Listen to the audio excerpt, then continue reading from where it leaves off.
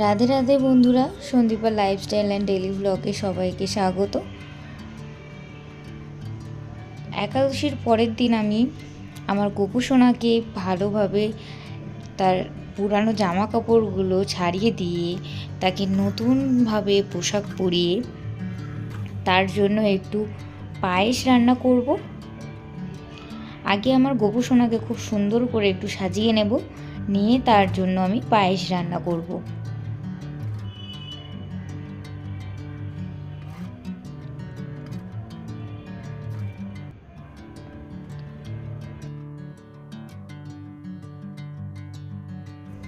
আমার গোপু সোনাকে আমি নিজের মনের মতো করে সাজিয়ে নেব।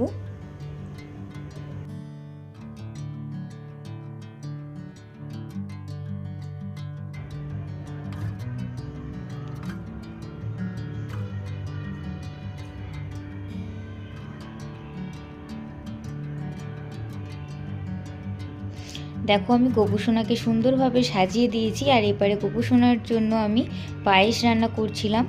দুধটা ভালো করে ফুটে গেছিলো। আমি গোবিন্দভোগ চাল অল্প করে নিয়ে সেটাকে ধুয়ে নিয়েছিলাম।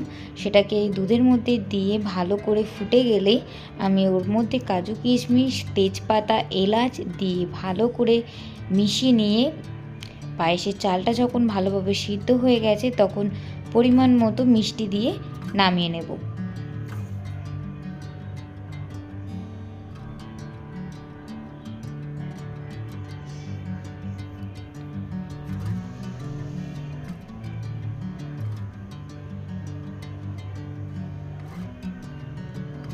আমার গোপু সোনাকে কেমন লাগছে আজকের সাজে তোমরা অবশ্যই কমেন্ট করে জানাতে ভুলো না।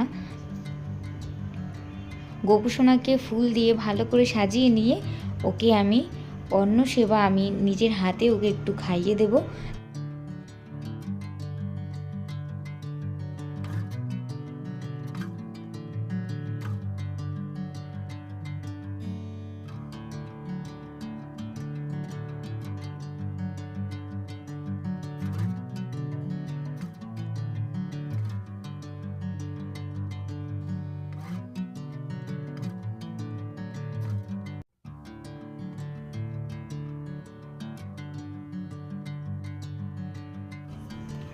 গোপু সোনার সেবা নিবেদন করে আমি নিজের মতো করে গোপু সোনাকে একটু আরতি করে নিলাম।